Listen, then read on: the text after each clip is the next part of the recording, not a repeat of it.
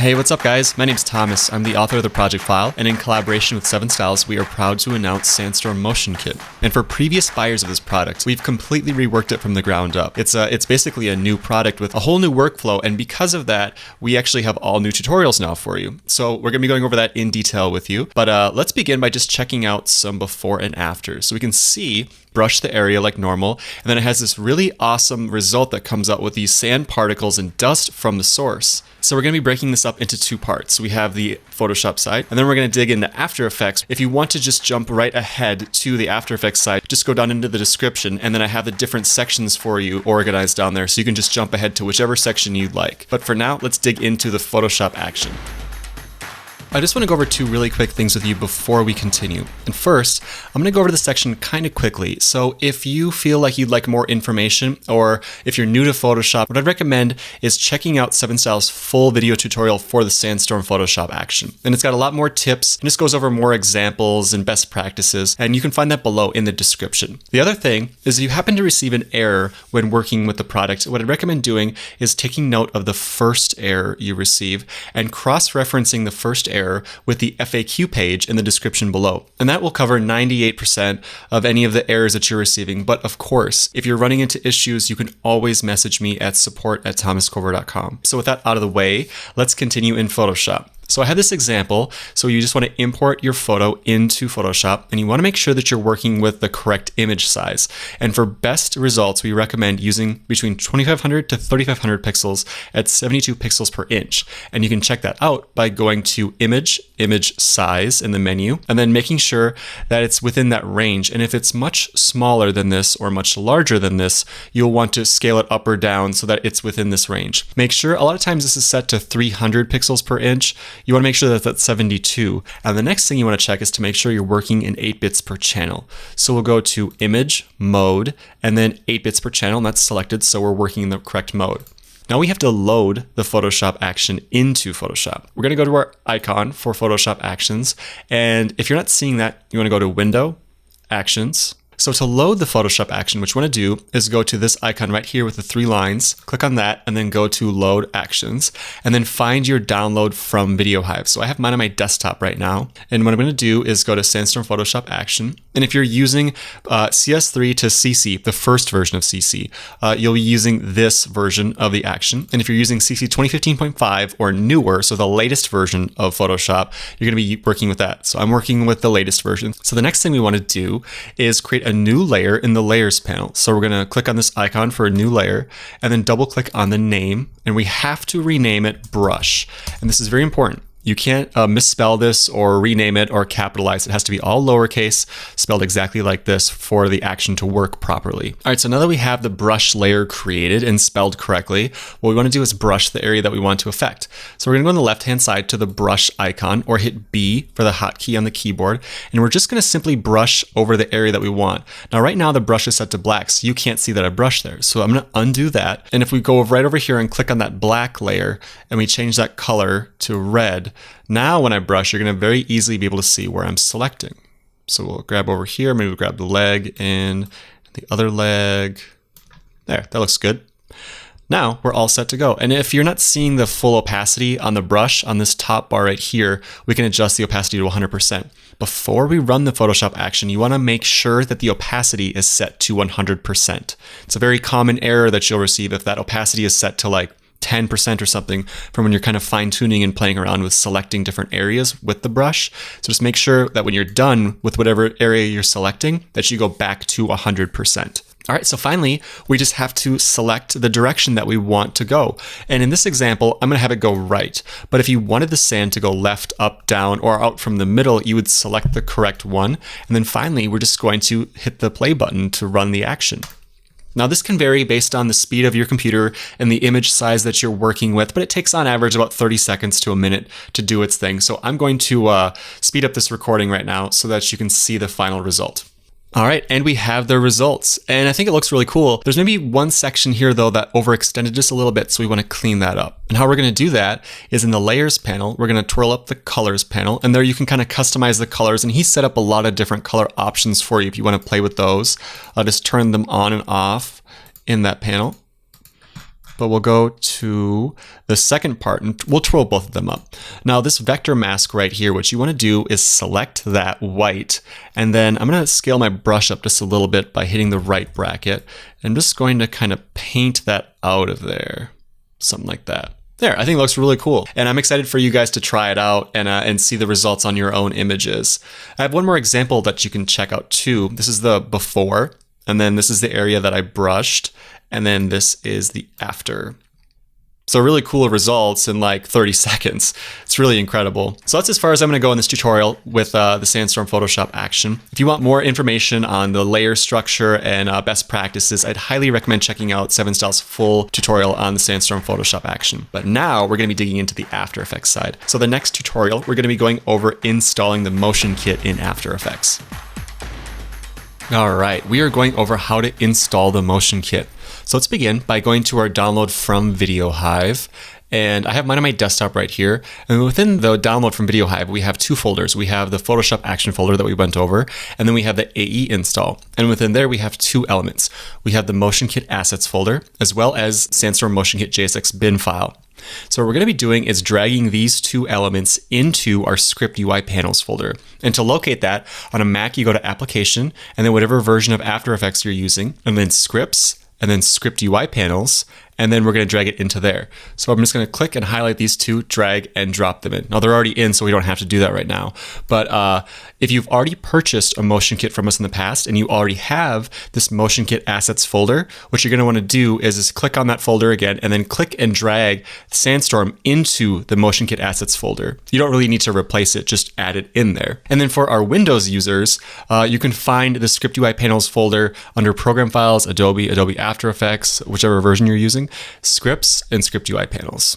And that can be found in the readme.txt file as well.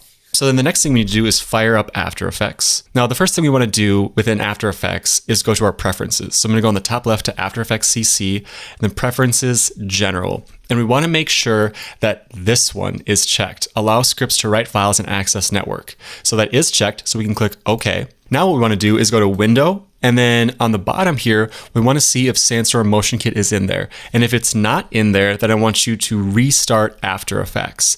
And everything should work. You should see Sandstorm Motion Kit within there. So we'll click on that, and that brings up the panel for working with the product. And it's really that simple to install the Motion Kit. And of course, if you run into issues, you can always message me at support@thomascorver.com if something's not working or you're getting an error, or any reason at all that I can help, I'm here to help. Okay, so in the next section, we're going to go over just a basic overview of using the Sandstorm Motion Kit in After Effects. All right, you guys, we are on tutorial number 3, the Motion Kit overview. Now, before we begin, I just want to make sure that all of our After Effects layouts looking the same. So I'm going to go to the default view, the default layout, and then right click on this icon and go to reset to saved layout. So this will be like the base After Effects layout that we're working with. Next, what I want to do is go to the window menu item and then go to Effect Controls. Now, by default, it docks the effect controls with the project panel. So what we want to do is click and hold, drag, and when that purple bar shows up right there, we're going to drop it there. So we have the project panel and the effect controls docked together. Now, we don't really need any of these elements on the right-hand bar for the tutorial. So you could close them individually, but I already have this set up under the tutorial layout. So it just eliminated all those. So now we're ready for the Sandstorm Motion Kit. So what we're going to do is go to Window, and then go down to Sandstorm Motion Kit. And again, if you're not seeing it, you may have forgotten to restart After Effects after installing the kit. So just make sure you do that. And now when we click on that, we have the Sandstorm Motion Kit script. And a couple of quick things to note with this before we move on. First, you want to make sure you're using a custom name every single time you run the script. So whenever I was working on the demo or examples, I just name it what I'm working on. So in a second, we're going to be working with a wildebeest photo. So just name it that. Just don't leave it as name. You want to name it something custom. Next, you want to make sure that you're working with dimensions that are between HD to 4K for best results. So 1920 by 1080 for the smallest size and 3840 by 2160 for the largest size. And it can be smaller or larger than that. It's just optimized for somewhere in the middle. And the 16:9 ratio isn't important for this version. What is important is enough pixels to work with to get the best results. So if we go to the presets, for example, you can see in here that we have all the social media ready to edit presets for you, but you'll notice that some of these have ×2. The reason why that is because some of them fell below that HD size that I just mentioned. So this one, for example, when you have Facebook's 1:1 ratio, it recommends to use 1080 by 1080, which is smaller than HD. So what we've done is we've scaled it up at ×2. So when you're working with everything, just know that it's twice as big as it needs to be, but you'll get the best results using the script. And the advantage to that too is it always looks nicer when you're scaling something down. So we'll twirl that back up. Next, we have the custom dimensions for the width and the height that you can insert. And then we have the use source dimensions. It will use the actual dimensions from that source. So that might be really convenient for you. And then finally, we have the frame rate if you're using something other than 30 frames per second. I'm going to be using this image that I found from unsplash.com of a wildebeest. And so we'll just name it that. And everything looks good, 1920 by 1080, frame rate 30, we'll click OK. We'll find our image, we'll click OK, and we'll let the script do its thing. And it's really fast. I mean, it literally takes like 10 seconds. Okay, so it's all done. Now I want to go over with you what just happened really quickly. But first I'm going to dock this on the right-hand side of the composition window. So I'm going to click on the name until that purple bar comes up on the right side. And that's too big. So we're going to drag that over.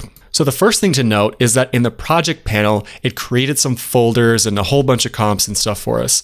First, we have the name that we named it, so wildebeest. And next we have the compositions where we're going to be editing, step 1, 2, and 3, and then finally our results.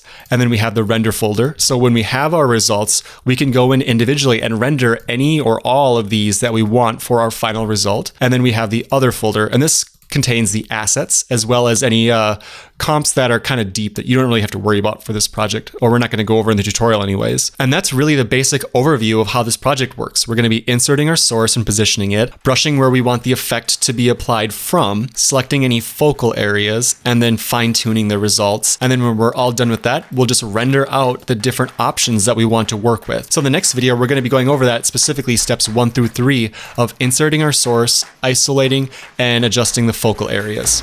All right, you guys, we are on tutorial number 4, inserting your sources, isolating, and focal areas. So let's begin. We can actually close the Sandstorm Motion Kit for right now, this panel, so we have as much area as possible. And this did bring up the render queue, and we don't really need the render queue right now, so we can close that if we want. So that we're working, we can click on to step 1, insert source, or you could additionally get there by going into step 1, insert source, and clicking on it from within the project panel. Now what we want to do first, since our source is already inserted, is to position it. So what we're going to do is hit S for scale, so you can scale your source up or down, and P if you want to move it around. You could also grab it too and move it around. So I'm going to hit S, scale that down, get that positioned. I think that will look good right there. All right, step 1 complete. Let's go to step 2. So I'm going to go into here, and the first thing I want you to note is that when you go into step 2 and step 3, make sure your current time indicator, this blue bar, is at the beginning. You don't want to be brushing when it's at a different spot other than the beginning. I can't stress that enough. So what we're going to be doing is brushing. And I know a lot of After Effects pros aren't used to brushing in After Effects, but it's really simple. What we have to do is just select the layer that we're working with. Don't double click it, just click it one time. Go to the brush on the top, and that brought up my brushes panel and paint panel. If that didn't happen by default for you, go to Window, Brushes, and then Window, Paint. And that'll have the same panels that I have up on my screen. Now, you just want to make sure that your settings are the same. You want to make sure on the paint panel that you have the channels set to alpha. This might not be on alpha by default, so make sure that's on alpha. Make sure the direction is on constant and mode is on normal. Make sure opacity is at 100 and flow is at 100. And then for the brush settings, make sure that all these are set to off, spacing at 25%, hardness, whatever you want, but 50 is a good number to start with. Roundness at 0, angle at 0, diameter at whatever. That doesn't have to be. We can customize that in a minute. So what we're going to do with the current time indicator at the beginning is double click on the layer that we're going to be brushing. And that brings up the paint kind of settings for us. Now, the next thing I want you to do is if you look in the middle at these 3 icons, you want to click on the toggle alpha overlay, the red one, and then bring that up to 100%. This will make the brush look just like in Photoshop, which is really ideal to keep these consistent so you can see what's happening in After Effects. So next, all we have to do is just brush the area that we're working on. But you want to make sure that on this foreground background, you have the foreground set to black. If you had it set to white, you won't see anything. So when it's set to black, now when we brush over, we can see our brush. So we just do something organic. It doesn't have to be too detailed. And then if you want to make the brush larger or smaller, you can either drag up or down the diameter on here, or the shortcut is to hold Command on a Mac or Control on a PC and left click drag up or down, which is a really nice shortcut. I really like that one. All right, so that's it. We have brushed the area. Step 2 complete. So now we can go to step 3. So if we go into step 3, and additionally, you could go into step 3 by double clicking on edit step 3 focal areas. We'll see that we have an identical looking composition from step 2. So what we're going to be doing in step 3 is isolating the subject. So we're just kind of painting out what is the main focal point of this image. So for example, if there was a man in this photo, you would isolate the man, just brush over him. Whatever is the main area of focus in the image. So in this example, it's obviously the wildebeest. So I'm going to bring my current time indicator over to where it says brush here. Now I hit Command B accidentally. If you look up on the top panel, it has the clone stamp tool selected. And if you hit Command B again, it goes to this icon, which is the eraser tool. So if you accidentally hit the hotkey too many times, it will cycle through those elements. I can't tell you how many times I selected the clone stamp tool when I meant to select the brush tool. So just make sure you're on the brush tool. So we'll double click onto the brush, and then we're just going to paint over the whole wildebeest. And this does not have to be very precise. That's perfect. All right, we'll go back into step 3. And now you can see that this is the highlighted area that I have as the focal area of the image. That is everything for inserting your source, isolating your source, and then selecting the focal areas. In the next section, we're going to go over seeing the results and customizing them. All right, you guys, we are ready to see our results. So let's go from step 3 focal areas to the wildebeest comp, or whatever name you created within your script. And you can additionally find that if you go to edit and then within here to the name of the comp here. So we'll go to wildebeest, and you can see right away that we're not seeing any result. And the reason why that is because we have to move our current time indicator over to where it says edit here. And now we can see that we have our dust and sand happening from our source. Now it's happening in the wrong direction. I would like this to go to the left, and we'll go over that in a minute. But just note that the next few sections are going to be broken up into multiple parts. So this section, we're going to go over the Sandstorm Controller. And then the next one, we're going to go over the Scene Controller. And then finally, we're going to go over the Extras and Camera Controller. And it's all going to be rather quick sections. I just want to make sure that you can have these as a reference to come back to later if you have a question about a particular parameter. So let's go to the Sandstorm Controller first. And the first thing you want to do is to grab any one of the settings and hit Command A to select all of them and twirl them up. And now we can have a really clear view of all the different settings here. The first one is the angle controller, and this will adjust the master angle that the sand and dust is going. So by default, it goes to the right. So if we want to move this to the left, we can either slide this over, or we can drag this angle controller and bring it to the left. This is really cool because it used to be you could only go left, right, up, or down for previous buyers, but now you can go any angle that you'd like within here. The next parameter we have is the distance. So if we twirl this down and bring this to 600, for example, it will bring the dust over further. So depending on how far you want the dust to travel from your source, you can have it go all the way across the screen or just a little bit of dust coming off of it. I'll undo that.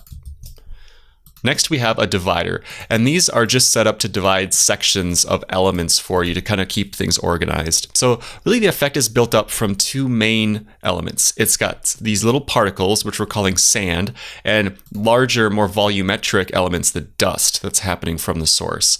So if you want to adjust the opacity of the sand, you can adjust that here, or the sharpness. Increasing the sharpness of the sand will increase the brightness of the highlights in the sand and darken the shadows in the sand. So it'll add a little bit more contrast, and look, if you want the sand to pop a little bit more, that's what I would recommend adjusting. Next, we have the dust opacity. If we twirl this down, you can see that by default, we have this set at 80%. And so there's a little bit that you can see through on the dust, but if you want it to be completely dense, so you can't see through it at all, we can bring that number up to 100. Next, we have the dust sharpness, and I wouldn't recommend adjusting this to much more than 30, for example. And you can get some nice contrast and edges with the dust, but if you do too much, it starts to look a little fake. So I would say 20 is a pretty good parameter setting for this by default. The next section we have are the levels, and other than the angle controller, the levels are probably the ones you're going to be editing the most. So I have this auto levels feature I included. So if we click this on, you can see that what it does is it kind of looks at the scene as a whole and the object you brush and tries to guess how the dust should look. And although it does kind of match the scene better, it doesn't really look like it's coming off of our wildebeest. So in this example, it doesn't work. But it takes 10 seconds to just try this out and see if it looks better or not with your particular example. Next, we have the shadow and the highlight levels, and these are set to 0 by default, and they can go up above 0 or down below 0. And so if you go to the shadow levels and you bring it to -50, for example, it will make the shadows in the scene darker that are on the dust. So now we have really dark dust coming off of it. And that might be the look that you're going for if you're trying to match the color of the shadows in with the dust. And also you could bring this to +50, and that'll make the shadows much lighter than before. So undo those.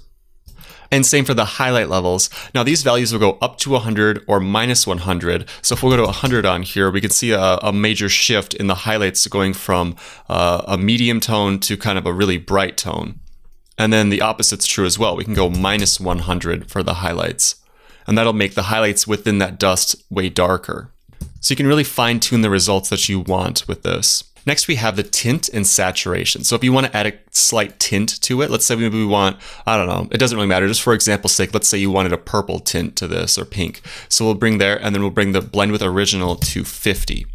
So this will add just a little bit of that extra color in there if we wanted our scene to have that for whatever reason. Maybe the source has a color in it that the dust isn't picking up. So we can really fine tune that.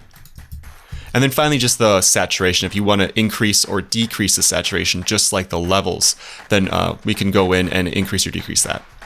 All right, you guys, that's everything for the Sandstorm controller. Let's go over the scene controller next.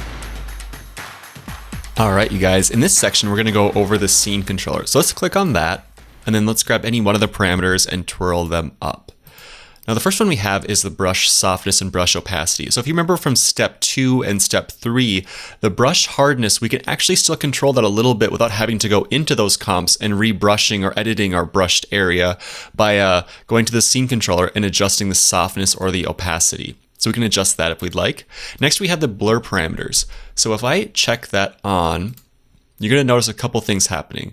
So After Effects is going to load for a second, and then it's going to blur the background. And it's also going to blur some of the foreground. Now this is where the step 3 came in. So this area that we brushed in step 3 will always be in focus. And part of, like we can zoom in a little bit, part of the dust and sand that's being created is blurred out. And this adds a little bit more depth and realism to the scene. And we can adjust this by going to the foreground blur and the background blur and adjusting that down. So for example, let's say we like the background being a little blurred out, but we don't want the foreground blurred out. So what you can do is just set this to 0, and then it will do its thing.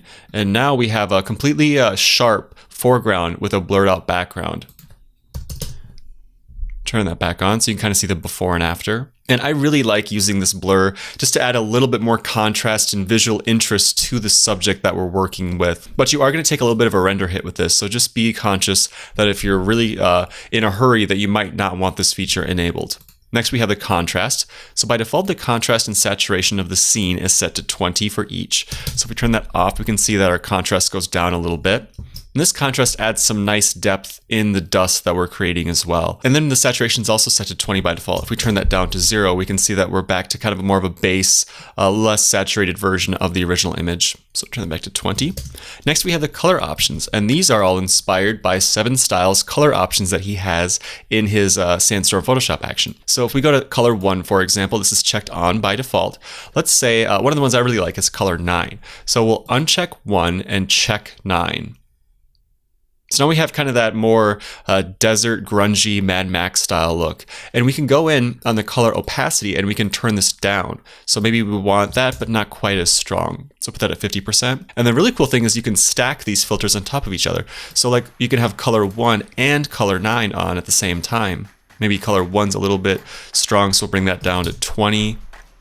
So you can really customize these results and make them your own. All right, you guys, that's everything for the scene controller. In the next section, we're going to be going over the extras and the camera controller. So let's begin by clicking on the extras controller and then twirling those up. Think of this extras controller as kind of like the advanced controller. You really shouldn't have to edit this controller, but I still want to go over with you in case you want to fine tune your results even further than with these first two controllers. So the first one is source dust and trailing dust. And I had said before that this dust is broken up, or the effect is broken up into the sand and dust, but it's a little bit more complicated than that. We have the source dust, which is the initial dust coming off of the object that we brushed. Then we have the trailing dust, which is the dust after the initial dust. And then we have the sand, which is the main sand you see in the foreground. But we also have this fine sand, which is kind of like, you can see it peeking through right here. It's more dense, fine sand. So we can customize and add more of any of these with the amount or the size and increase or decrease them. I worked quite a bit on testing and tweaking these base results. So it should be good out of the box, but if you do want to customize them, you can. So that's as detailed as I'm going to get with these settings. They're kind of self-explanatory. Like if you want to add more trailing dust or increase the size, you can tweak these settings. But this next one, brush area visibility. If I change this from 5 to 50, we can see right here that now our wildebeest is more visible where we brushed. So brush area visibility. It's set to 5 by default. I think that's a good starting spot, but if you want to see more of the object that you brush, you can increase that and it'll kind of pop that out more. Next, we have the filter animates in and out. So by default, in this particular composition, we have the effect building from frame 0 to fully on, and then it loops, and then fully on to off.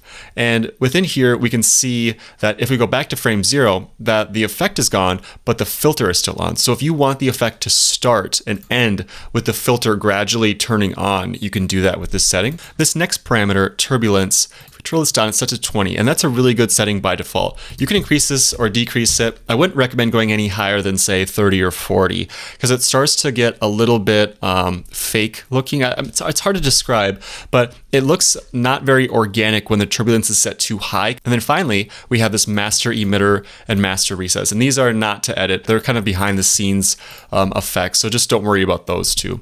So next we have the camera controller. Now by default, there's a very subtle sway that the camera does. And obviously since we're looking at a static image, you can't tell. But if we were to animate this, you would see that the camera's very subtly moving. So if we want to turn that off, we can go to the camera motion frequency and set that to 0. Now the other thing that the camera controller does is with this little bit of frequency, it allows you to see more clearly that there is a little bit of parallax in the scene that I've added. And the parallax is being created from the focal area that you selected. So if the camera were in motion right now, you'd be able to see that the wildebeest is actually a little bit closer to the camera than the background is, as well as the dust and sand. And then the last thing I want to go over with you, if we turn the shy layers, this button right here with the little dude behind the wall, if we turn that off and we go down to where it says step 1 insert source, it should say by default, if you click on this where it says layer name, source name, we're going to go to where it says reveal original. And I'm going to go to the eye icon and turn that on. Now by default, this adds a layer on top of your results. So if you remember from 7 Styles Photoshop action where we had the vector mask, this is how you would apply the reveal original to the image. So in this example, let's say that I want to have this to be a little bit more gradual coming off from the wildebeest. So what I do is have the reveal original layer turned on, and then I would create a mask by hitting G with my pen tool coming up, or you can go to this icon right here for the pen tool. And then I'm just going to mask out right here on this layer, on this reveal original layer. And now we can see that it did create a cutout of the wildebeest that we want, but it's way too hard. So what we're going to do is on the mask, we're going to twirl this down until we get to mask feather. Or you could also on the layer, the reveal original layer, hit MM on your keyboard, and that'll bring up the mask properties. Then let's set that to something like 50 and see how that looks. It's still a little bit too sharp. Let's go up to 100. So it's looking good, but it's looking like this part right here where the leg is, it looks like it's not rolling off the leg very well. So what we're going to do is grab these 2 points. I'm just going to drag this over there. So I think this looks a little bit more natural, more organic of the dust coming off. And so I just wanted to go over that one really quick with you. The rest of the layers below here you shouldn't have to worry about. So we'll turn the shy layers back on. All right, you guys, that is everything for customizing your results. So in the next video, we're going to go over the rendering options and what you can do with your renders. All right, we are in the last section, and we're just going to bring it all together. I'm going to show you the rendering options and give you some kind of ideas to get your wheels turning for how you can use these. So let's begin by opening up the Sandstorm Motion Kit and just doing one more quick example together. So I have an image of a dune buggy, so I'm just going to type that in that I got from unsplash.com with, that's fine, HD settings is good. We'll grab that, bring it in. All right, so that's done. Now we're in step 1. I'm going to hit S on this layer to scale it down. And I'm just going to click and drag it over. Step 1, done. Step 2, isolate. Hit Command B, and it's going to bring up the brush panels, and everything looks good. The black is in the foreground. My current time indicator is not at the beginning, so I'm going to drag that over. Now, since the current time indicator is at frame 0, and my brush is selected, I'm going to double click on this brush layer, and I'm just going to brush around. I'm going to also make this, like I said earlier, so it's more visible. Brush around there, maybe a little bit of this section right here. There, that looks good. Step 3, bring the current time indicator to frame 0. I'm going to hit Command B again. And I accidentally hit the clone stamp tool, so keep hitting it till I go back to the brush tool. And we're just going to select the focal area right here. There. Okay, so steps 1 through 3 are done. Let's go to where it says edit here. I'm going to select the Sandstorm Controller. I'm just going to drag this because I know I want the angle to be at a downward angle here. So, I mean, I could definitely keep tweaking this and make it look better, but for example's sake, I think this looks good. So let's say I'm ready to render it out. I like what I'm seeing. So what we do then is we'd go to the render folder, twirl that down, and we have to choose which one we want to work with. The timer map is a little bit different than the other 4, but for right now, what I'm going to do is, let's say, for example, I want to render out the hit. So what I do is I would select this and highlight it, and then go to Composition, Add to Render Queue. And now, render settings, this can be a complex discussion, but use best settings for right here. Under the output module, select that and go to QuickTime. And you can use whatever you want, but if you have space to spare on your computer, I'd recommend animation. And if you are running low on space, I'd recommend H.264 for the setting there. Select where you want the render to go out to, so your desktop or wherever you'd want. Click OK, and then finally, we just render it out. And this will take about 10 to 15 minutes-ish to render out, depending on your computer speed and the size of the source dimension that you're working with. So I actually went through, before recording this tutorial, and did an example with the dune buggy and rendered out all these different examples. So they're already on my desktop. So don't think that this is like instantly happening, that we have this done and now we're going into Premiere. I did render these out, okay? So open up Premiere, and you can see within here in the examples that I have each one of these already rendered out. Now we're going to go over timer map last.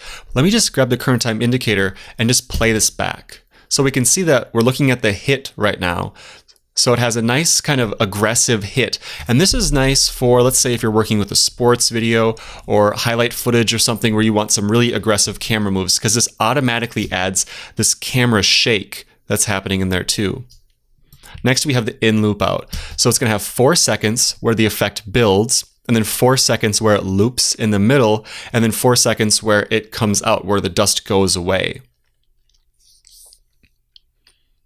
And then next we have just the 4-second loop. And this is awesome for if you're working with GIFs or if you just have like a website header or something. And finally, we have the reveal, which is kind of like a more subtle version of the hit. Now, these might look a little different to you than what they did in the demo, and that's because these are slower than most of the examples in the demo that I used. So what I'd recommend is once you've rendered them out of After Effects and you've brought them into Premiere, that you can speed them up. Because remember, you can always speed up footage easily, but you can't slow it down.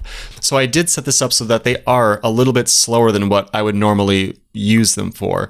So let me show you how to do that. If we grab the reveal and right-click it, go to speed duration and set this to 200. Click OK. Now, when we play this back, it looks a lot more similar to what you saw in the demo. And really, how I made the demo is just rendered out a bunch of examples like we just did together and then brought them all together. So here is the wildebeest that we had. So you can see this is just a bunch of examples back to back to back to back. And I did have some text moments in there, like this isn't anything that's going to win any awards for animation with the text that I used in there. But it kind of gives you an idea of how I use this by just animating it to the music that I was working with. So if we go back into After Effects really quick, I'll delete that and we'll go back to the hit. Now let's say, for example, in here you didn't want it to be a white background, you want it to be a different color. What you can do is you can select the background and hit UU, and then it should have a fill color, and just select that and change it to whatever color you want. Okay, so now let's go over the time remap. This is a little bit different than the other ones, and that's because we're working with video. So what we're going to do is I actually have an After Effects project file already ready to go using the timer map so you can see what's going on with it. All right, so when you're working with a timer map, what we're going to be doing is we're going to be working with this optional element right here. So I ran the script and I just deleted whatever source I was using. So it looks like this is empty, but it's actually not because the shy layers is enabled. If we turn that off, we can see we have this timer map source, and these two comps are the same. So we can either just turn off shy layers and go into the timer map source this way, or we can go into edit optional and then double click on this composition. So what we're going to be doing in here is just inserting our footage. So I have this example right here of this skateboarder, and it's just a 2-second clip. So the normal workflow will be to just import your footage into After Effects, drag it into this layer, and you see right here I have a marker that says time remap freeze frame. So this is the frame that's going to have the time remap on it. So anything before and anything after are going to be before that freeze frame that's happening. Okay, so then you would just go through like normal with step 1, insert source, already done. Step 2, isolate. So we're going to be isolating this out just like normal with this one frame. Step 3, focal areas. And then we're going to go into this composition and edit out how we want the look to be. And then when we're ready to render, we'll just go to timer map.